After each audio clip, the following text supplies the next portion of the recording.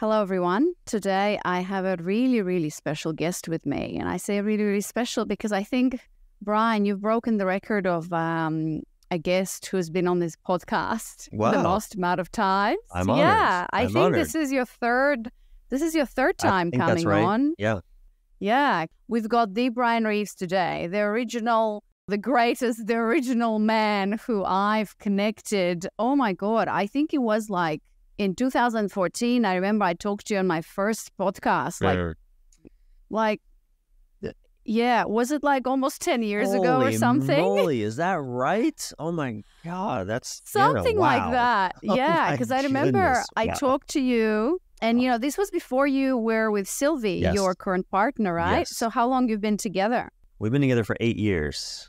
Yeah, so I talked to you before you were with her. Holy so moly. It was like another life. A different life. Wow. Yeah, a different That's universe. Fun. That's really interesting. I mean, what are so many changes, so many evolutions. I know for you as well. So that's exciting. Yeah, well, since then, obviously, I started doing this work even before I met my partner. So it was really interesting. We connected, you and I connected at this spot where, well, I don't know about you. I mean, obviously you were already working with men and all of that.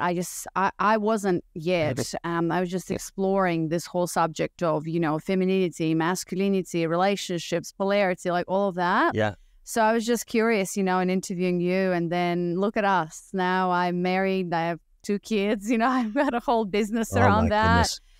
You're with your partner. I will say we haven't gotten to make love on that train in Portugal yet. I don't know if you remember that. It was a question you asked me years ago. Bucket list.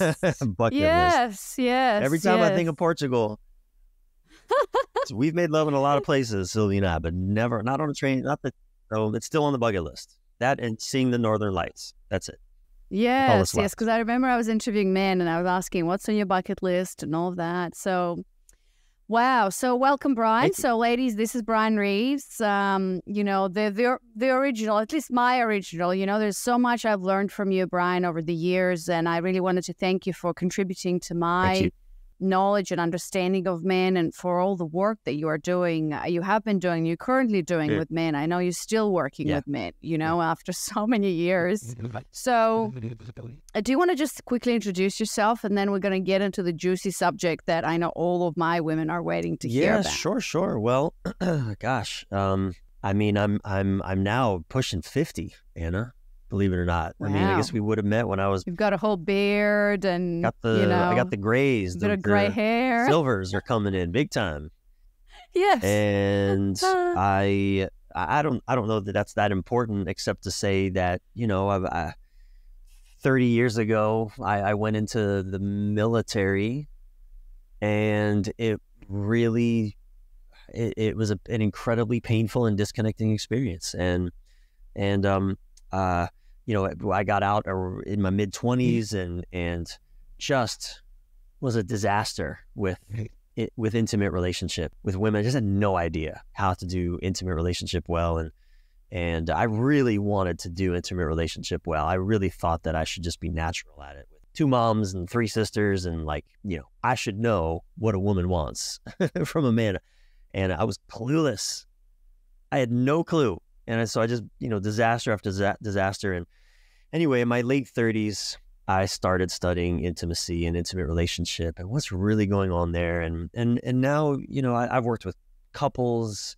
I've worked with women a lot, but the last probably 3-4 years, I've really just focused on serving men predominantly. I still will work with some couples from time to time and some women in some smaller ways, but I'm really focused on helping men, particularly in the domain of intimate relationship.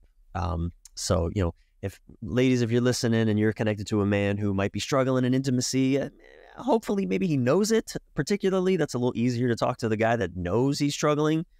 I'm definitely someone that he would be well served by to check out my stuff. Amazing. Okay. So, Brian, let's talk about the big subject.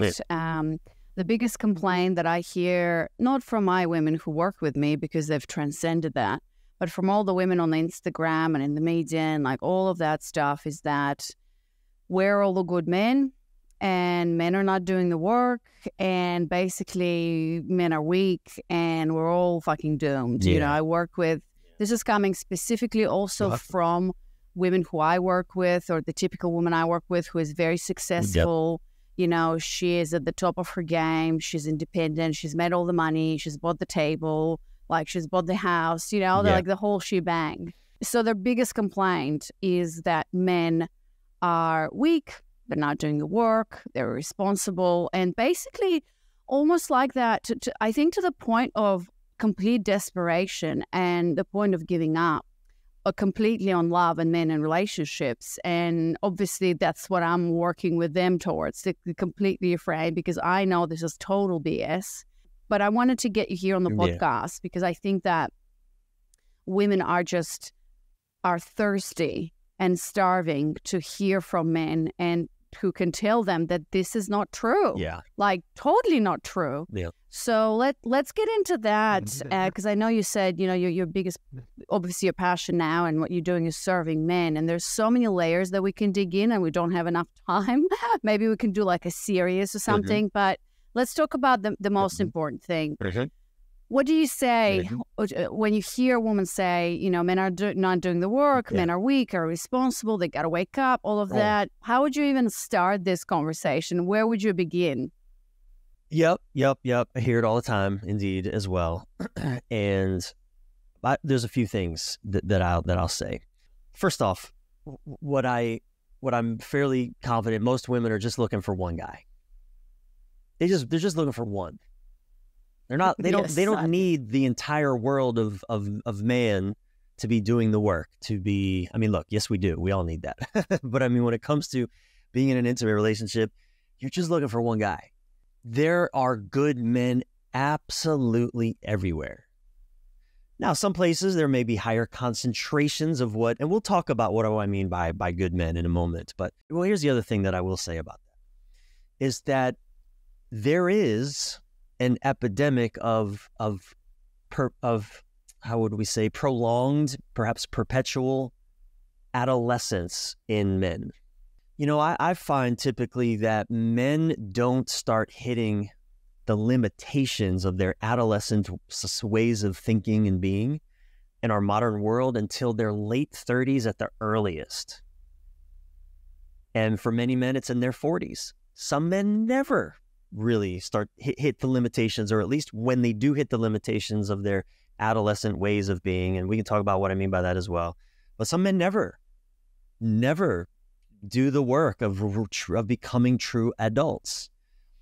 But in our modern world, most men, it only begins in their late 30s when they start to realize, holy shit, I can't keep showing up the way that I've been showing up and expect life to keep working the way I want it to work.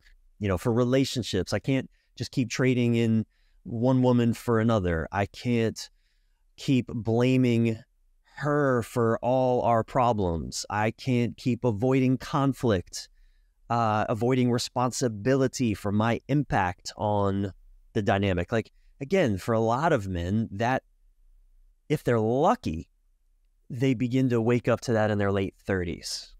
So I think it's important to acknowledge that's real. That's not an imagined thing that women are I think are just making up in their minds. I really get it. I mean, I'm a man. I work with men.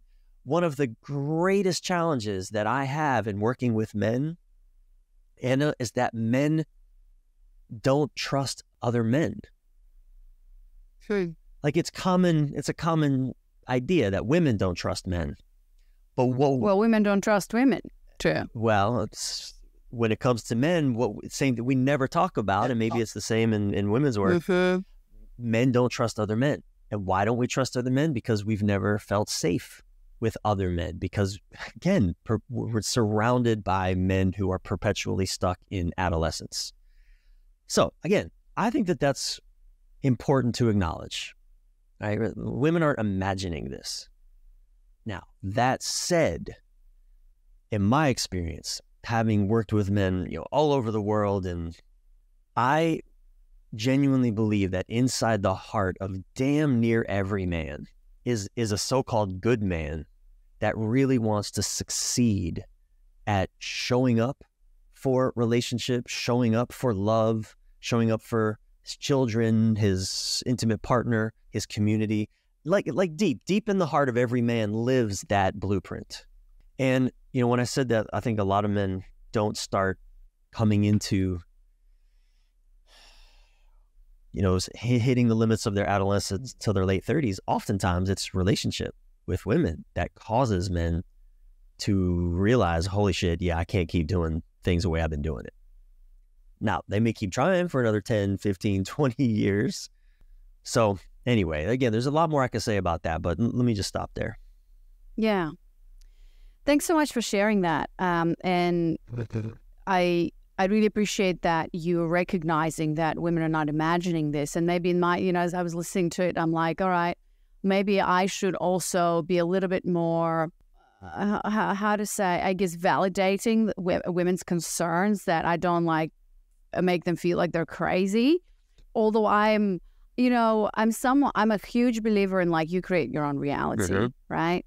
So if your belief system deep down inside, and obviously you don't see the world of men as good because of all the layers that you had to go through as a woman and your experiences and so on and so forth, you're wired to constantly be on that, you know, a flight or freeze, and you're constantly looking for evidence where men yet again are going to disappoint you. So that's kind of the approach that I take. It's like, you know, it's your own, take radical responsibility for it, because you can change. I've changed this way. So when I look at men around me, I don't see adolescent men, you know, because I've done my work and all of that. However, I really appreciate you saying that, because it's also helping me, like, find that common ground with that woman who believes that there's no good men, and saying, look, yes, there's an epidemic. However, and I agree with you totally, you know, when I've done this work, I started to look at men as humans, and that's what with their own fears and, you know, with their own stories and baggages and all that, which most women just completely have no idea.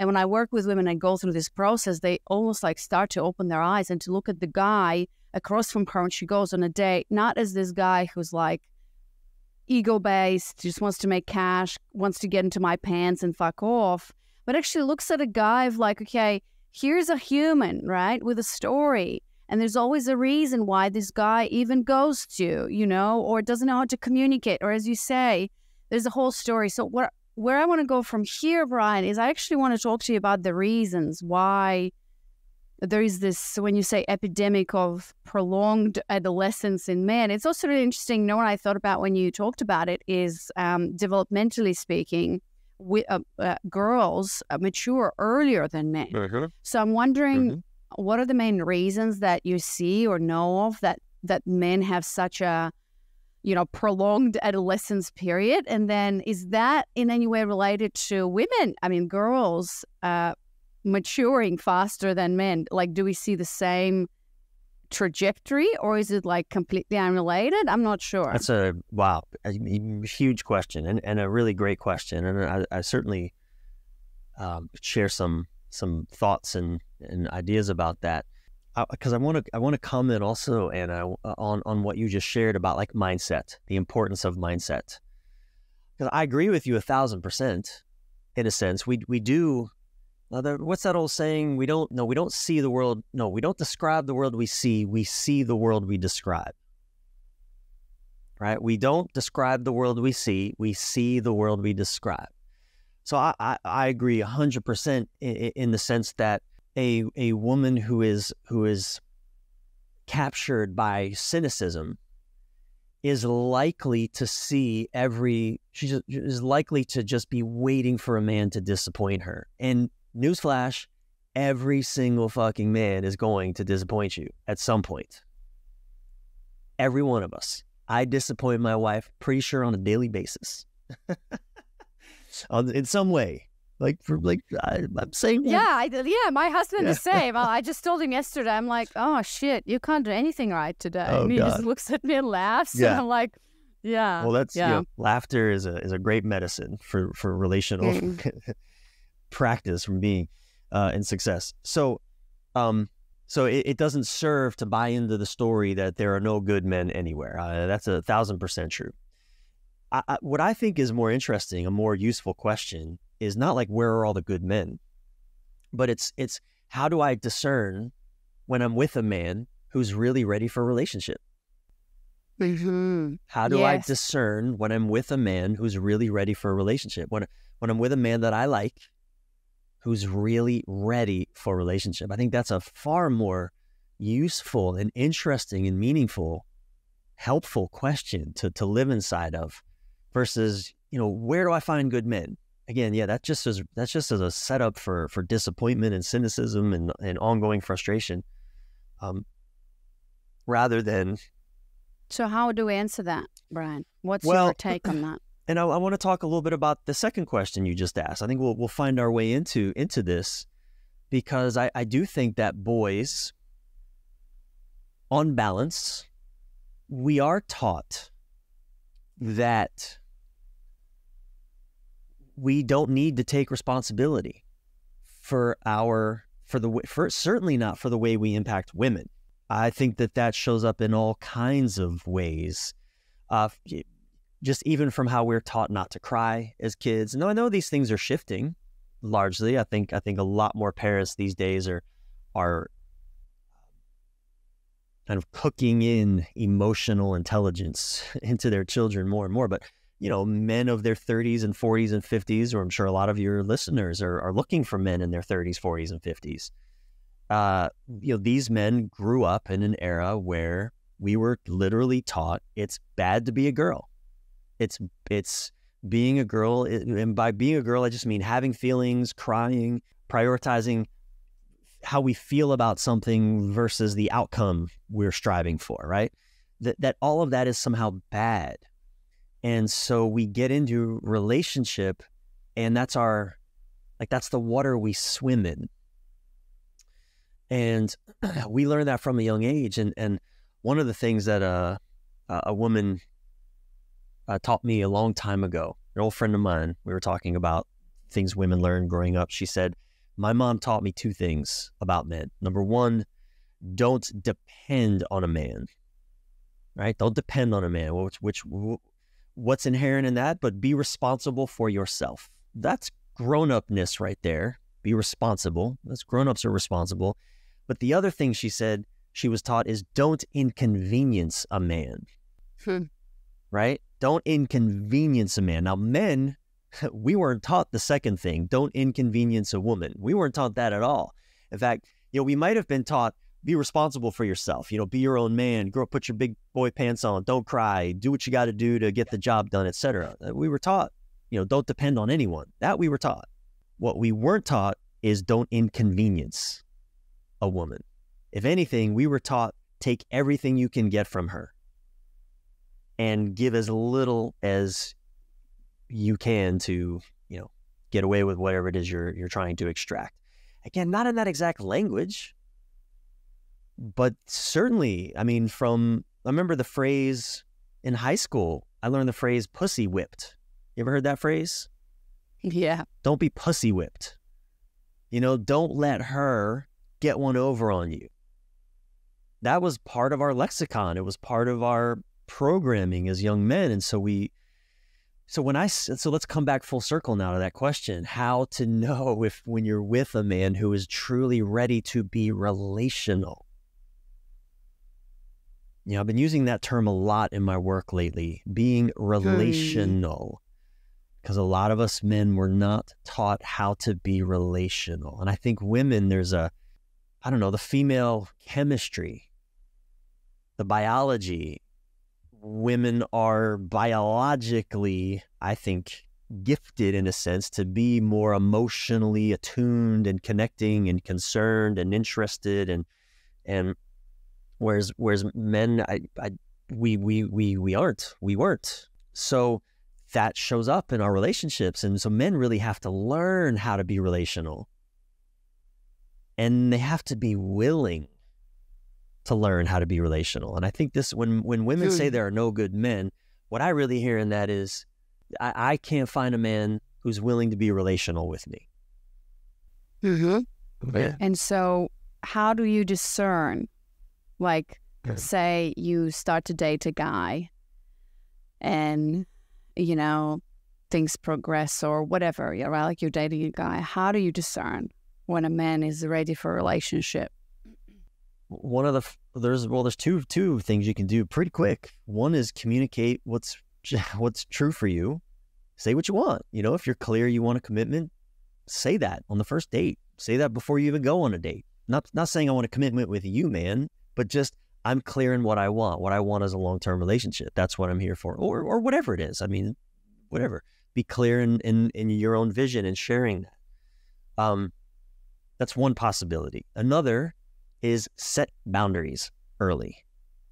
And what I mean by that is, I'll give you an example. A friend of mine, a woman, was just talking to a guy from a dating app, and they had arranged a date for a Sunday night. And I think maybe a few hours before the date, he just sent her a text basically saying, sorry, work is overloading me. I've got to reschedule. Like, just kind of like that. No, notice there's nothing relational about that text. That's just a man saying, hey, here's how things are. A sloppy sorry. It is not, sorry, hashtag sorry, not sorry. Here's how things are. Get back to you when I can. And then when it came time to, I think they reconnected maybe, the next day or the day after. And he's like, okay, so I'd like to, I wanted to take her out again. And she had a choice in that moment. She could just, no big deal. We don't know each other, rationalize it away.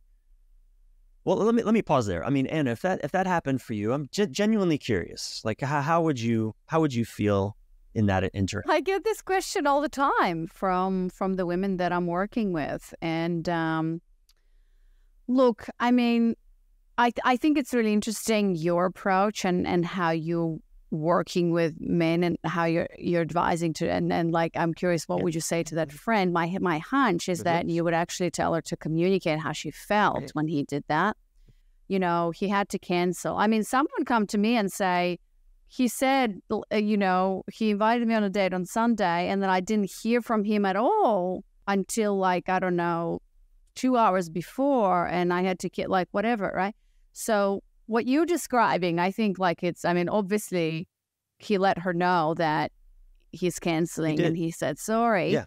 Could we communicated this better? For sure. What? But it's like just a masculine, message. So what I would say to my women, I would say, the first time a man does something like this, which is, I always give a man the benefit of the doubt, and I'd say, I feel, it's disappointing. Mm-hmm. I feel disappointed, right? But sure, I understand. Let's reschedule. Mm-hmm.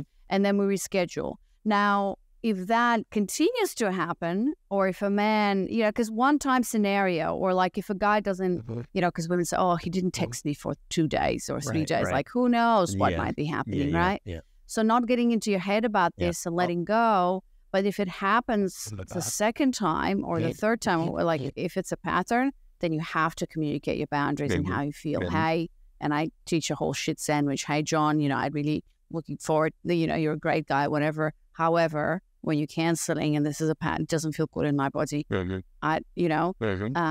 then just setting up some consequences, let's say. Yeah. So that's what I'd say. So the first time, if it happens for the first time, I tend to give a lot of leeway obviously it's good to communicate your feelings about it. Yeah. And not be like, oh, yeah, sure, whatever. Right, and obviously I teach women a practice that they can actually sit with that disappointment.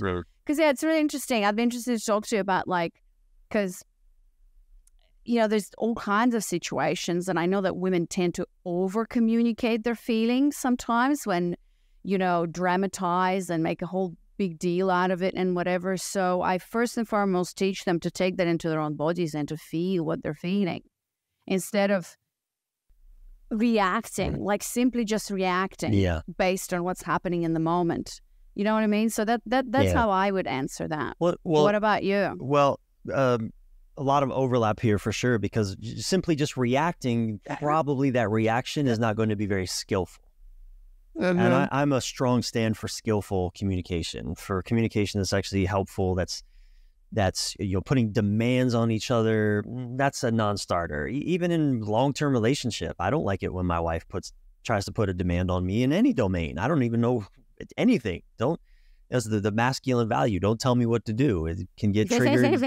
We're 8 years together, and I don't want demands from her. It never feels good, right? And frankly, she doesn't want that from me either. So first, it's important also to acknowledge there's no wrong answer. We can learn from everything, from every scenario, right? I think dating and relationships is really all about experimentation, right? And finding our way, and it's always a dance. But let's come back to this example. So what my friend did was express to him, similar to what you just said, that she was disappointed. She didn't castigate him or get upset or blame me or anything like that. Just, I was really disappointed that you canceled kind of last minute. I was really looking forward to it. I just want you to know that hurt. Even they hadn't met, right? And see, his response is interesting. And remember, we're exploring discerning when a man is relationally ready or not. And his response was, I feel like you're putting pressure on me. Okay, interesting. I feel like you're putting pressure on me. For what? For having feelings? For having an uncomfortable feeling about something that you did that has hurt me, even though we've never met?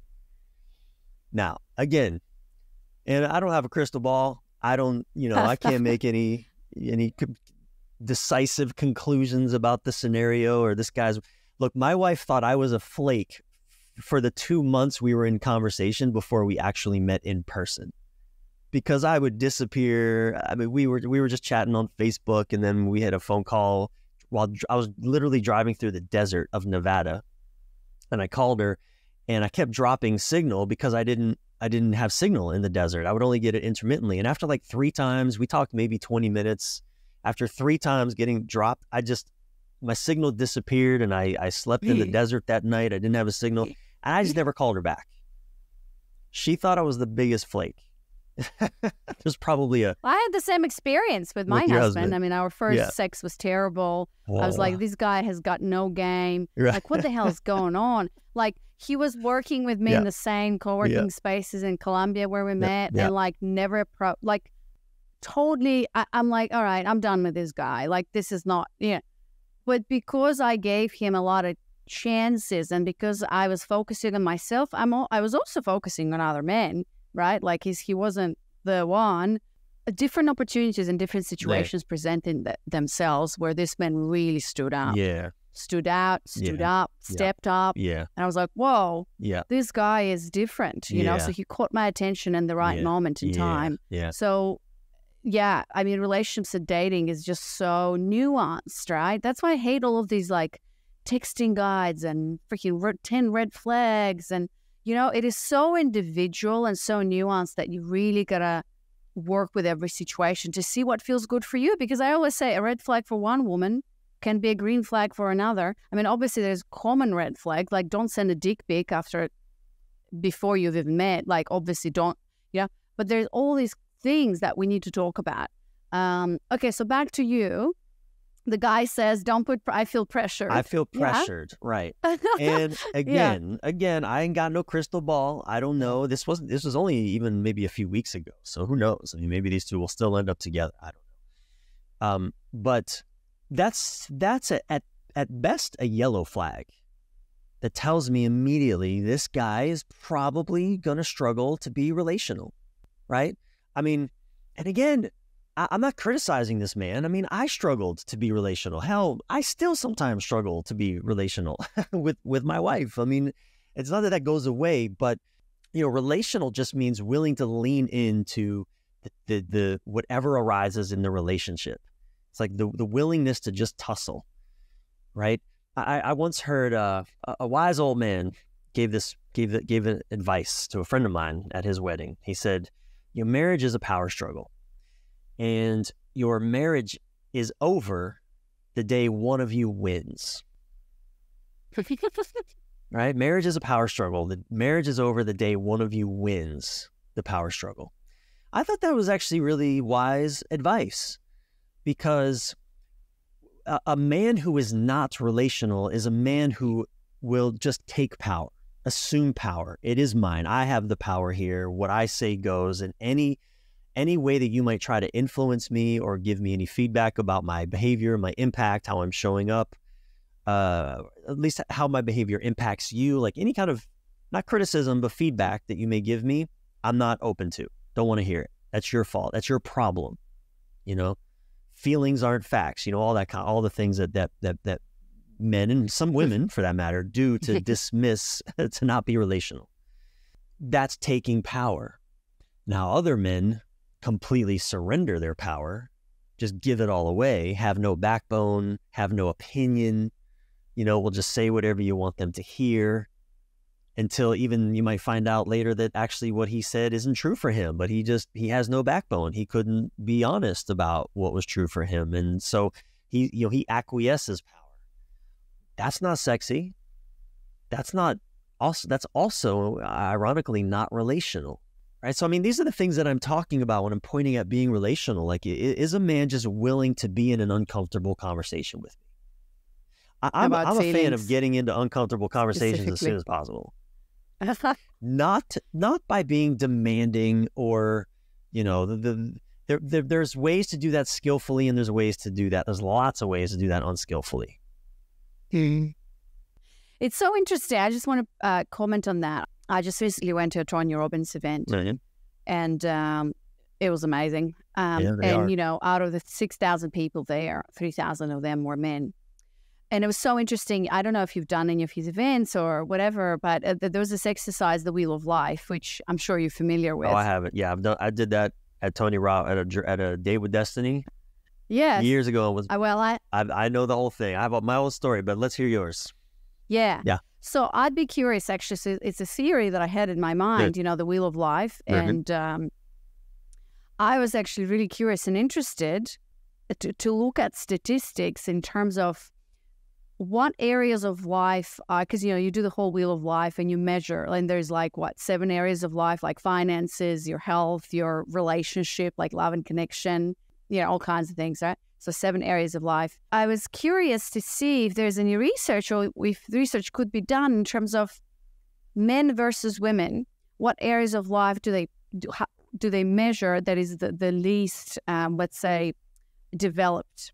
So we talked about why men have such a prolonged adolescent. And it's so interesting, Brian, that you look at adolescence in men, their maturity, not in the sense how successful they are in their life or whatever, right? Like how much money they got, assets, but in how relational they are, which is quite interesting to think about, especially when it comes to men, because I always talk about most women, I think, just sit in that camp of there's only 2 types of men. There's the unhealthy masculine guy who's very attractive, and this is actually the pattern that most common in the women that I work with. They either attract the unhealthy masculine guy who's very attractive because he's got the bravado and the ego, and he knows what he wants and he's going for it, right? He's successful, whatever, the alpha type of a guy. But he's he's the one who goes to you, who's emotionally unavailable, whatever. He's not relational. Or on the other side, they attract what you talked about, which I call more of a feminine type of a guy, weak guy with no backbone, who very much wants a relationship with her, but she's not attracted to him. Yes. So she always finds herself in between the two. And, my work is all about, and your work is all about, I'm assuming, my work with women is about, changing their belief system and their whole body set, mindset to break through that pattern and such attract committed masculine men. So I still want a masculine guy. I still want a guy who I'm feeling very attracted to, right? But I also want a guy, I call him a committed man who's emotionally available. You call him relational. So anyways, going back to that thing of the Tony Robbins and the Wheel of Life, my theory is that men who today, I think that the next generation of men will grow up better in terms of relational. I have some concerns about that. Like when I think about the next generation of men, because I think there's still a balance, Brian. I think you would agree with me, because we don't want to raise the next generation of men being all concentrated on feelings, because that's like it. There's so many layers to this, right? I have all these thoughts. Let me pull something else out here that might be helpful to make sense of this, mature man, man who's ready kind of thing, this adolescent versus adulthood. We'll use one of the masculine archetypes, the hero archetype. You notice a lot of the men are still caught up in the hero complex, the hero archetype, meaning like they're the one that has to save the world, save the oceans, save their business. I don't know, impact 1 billion people by last year, whatever. Like they're up to some big grandiose thing. Like even the real alpha, ambitious, successful, like I'm here to crush life. The hero is an adolescent archetype, actually, and it's an important one. I'm not dismissing it. I mean, we need that part of our psyche in order to become true adults. But the thing is that, again, when you notice a man is caught up in the heroic archetype, see, the thing about the hero, Anna, the hero doesn't need anybody. In fact, the hero is only the hero if they're the one saving the day. If they're doing it in partnership with somebody, they're no longer the hero. So this is what I mean. I don't just mean that a mature man is relational, as if that's the marker. What I'm really talking to deeper psychological structures that even the most successful of men can still be caught up in an adolescent psychological set point of heroism. Like, I'm the one that has to save the planet. I mean, look at Elon Musk. Like, he's the guy. How many people look to Elon Musk as the hero that will save us from everything, from climate change to AI, though he'll get us to Mars? Like, so many people. My husband, like the Bible. I'm like a string. The Bible has arrived. The book has been unleashed, and all the men, like it's like a zombie fest. All the men, like zombies, are just marching to and buying the book. But yes, when you look at his personal life, it's a fucking mess. So it's really interesting that you're bringing this up, because all men today are looking to Elon as the god. Well, many. I want to be Elon. Many. Yeah, many. I think men, again, that are, again, I don't want to paint broad strokes here, but these are just, again, some more things to look at. A man who's just, what do a lot of men do where they come into relationship and then leave it? They come into relationship, a lot of men, thinking, I'm going to save you, woman.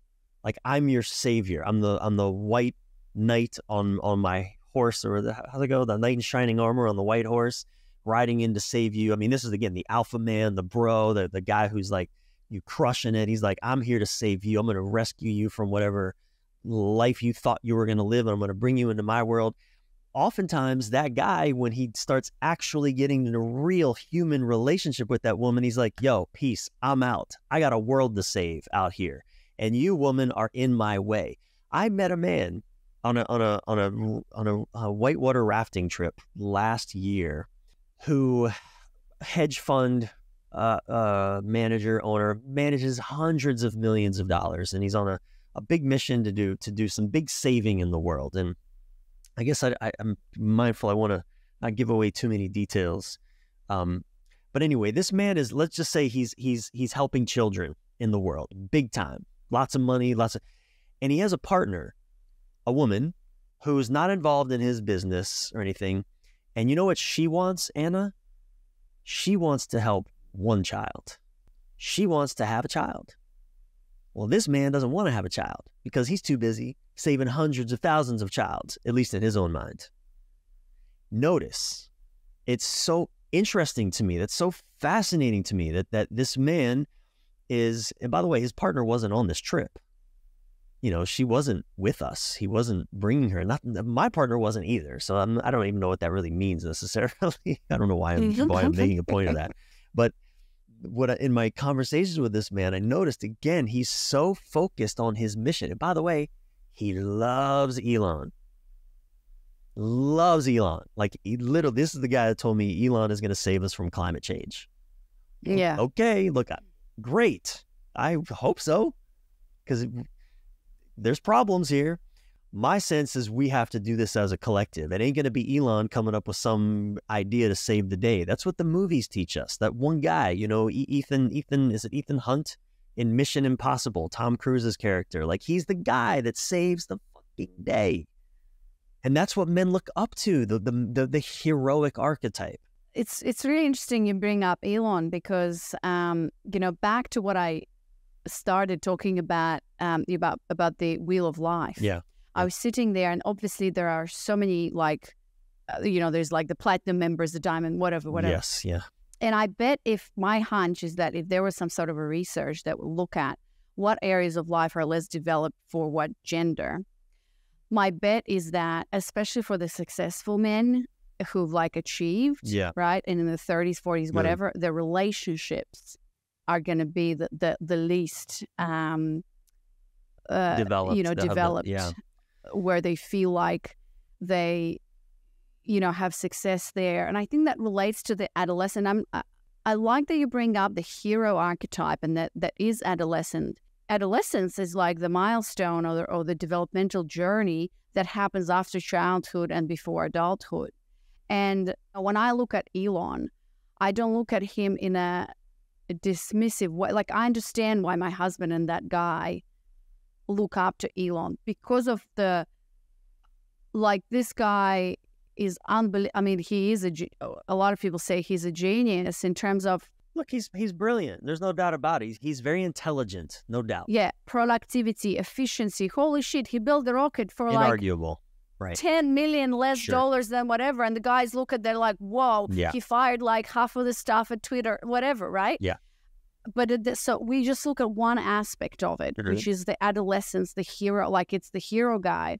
However, to mature, right, and to have a holistic life, and, you know, we can talk about the hero who sacrifices everything.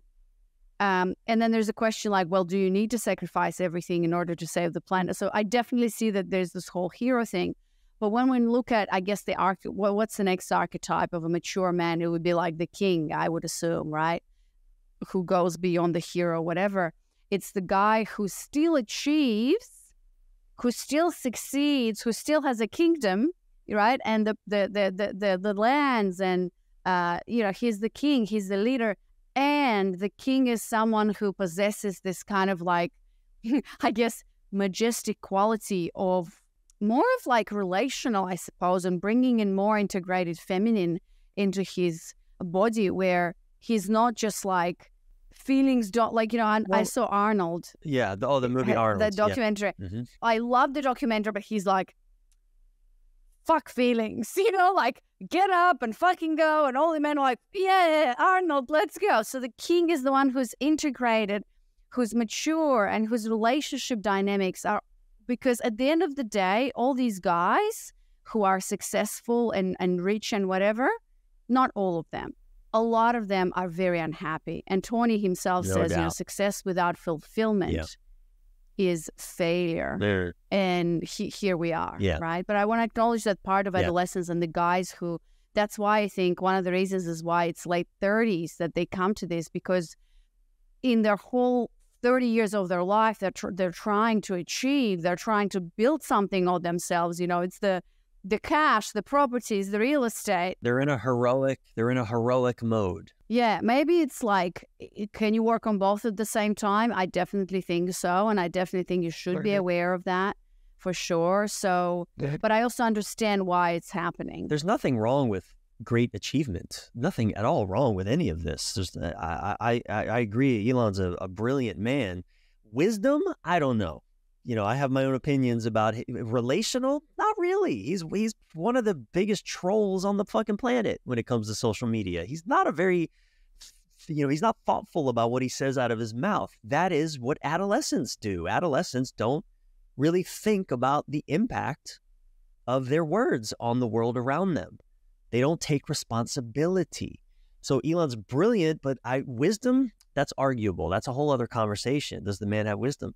And coming back to the archetypal language, So the adult version, if you will, of the hero is the warrior. And the healthy warrior archetype doesn't just, kill to save his own neck or for his own, pocketbook. The healthy warrior serves the whole. The healthy warrior is, again, when I say relational, I don't just mean a man is ready to be relational to a woman. I mean a man is relational to the world around him. And this is why, like, Elon is not very relational. I mean, he just says shit without any concern for how it's going to impact the world around him. That's not relational. He also has Asperger's, which I think influences how he's not able to, but I don't know if that's related to his social media behavior.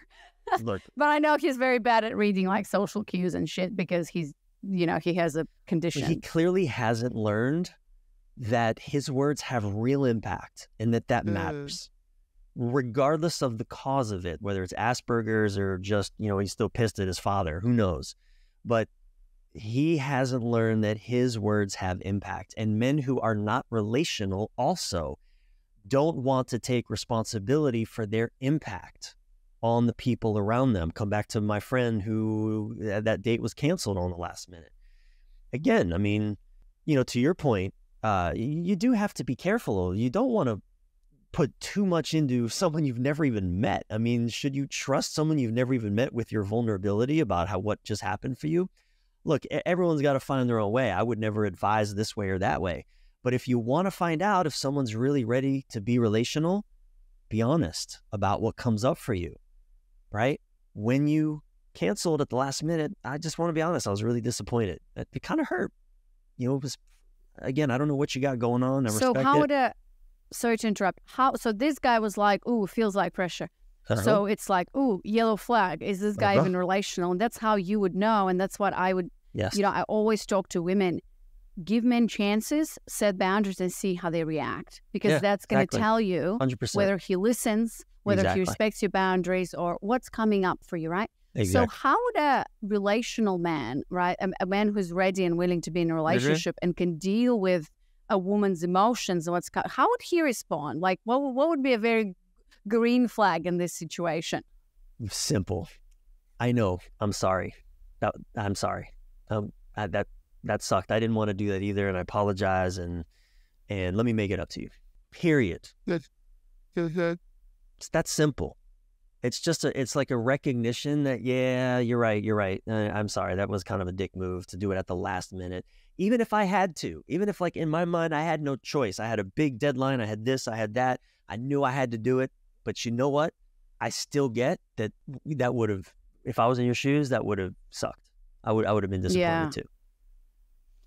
Yeah, I think this is a great, oh my God. Well, I feel like we just started. We like need half a day, Brian. Yeah. Like there's just so much to talk about. We like to take the long scenic route, and that's fine. I love it. I mean. Yeah, but unfortunately we have to finish. I think this is such a good note. And I think, for women who are listening, this is going to be so helpful because I agree with you. The most important question is not where are all the good men and get caught up in that whole, identity, like, I don't know. But the actual question is coming back to what you said in the beginning, right? You need one man out of many. At the heart of, I believe that in most men, or we could even say in all men's hearts, deep down inside, they want to do good, whatever that good means for them, whatever that story is. And granted, we men need to often learn a new definition of what that means for modern relationships, what good means. We have some old notions that are outdated, but keep going.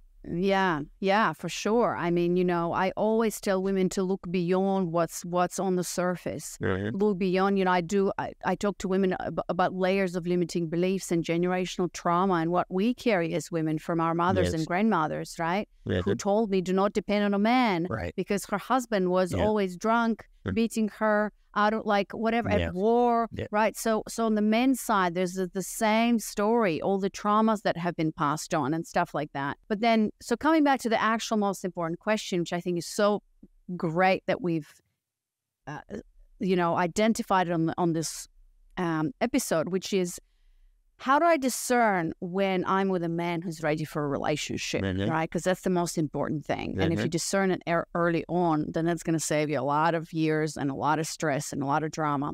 So how do you discern that is what you said, Brian, is communicate what's true for you. And I love that you said not with this man, because I think that a lot of women make this mistake of like, third date, where is this going? I want to get married and have children with you.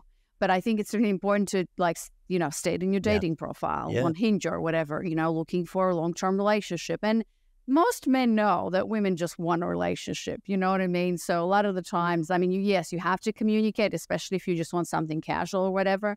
But anyways, it has to be there. And then the second thing is set boundaries and communicate based on your feelings, and how you know he's relational or ready and willing is, I love that you said he's willing to actually listen and be empathetic towards what you're feeling and not be super defensive like this guy, which is like, oh, too much pressure. Oh my God, what? You can't deal with the fact that I'm disappointed that you canceled last minute. Like, that's not a valid concern. If he's doing that on the first conversation, that's a red flag, because it doesn't get better from there. I mean, that's when we're at our best, right at the beginning.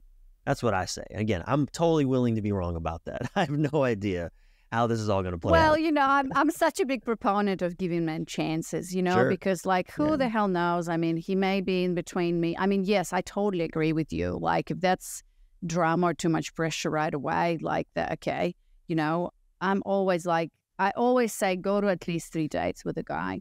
And you will have enough data and information to make an informed decision, and this pattern will continue, and you know. Now, every woman is different, you know. And I, you know, something that when I would work with women in the past, I would often ask a woman, especially if she's going through a breakup, when did you know? When did you first have an indication this wasn't going to go well? This relationship maybe wasn't the one for you. Anna, every time a woman told me, first date.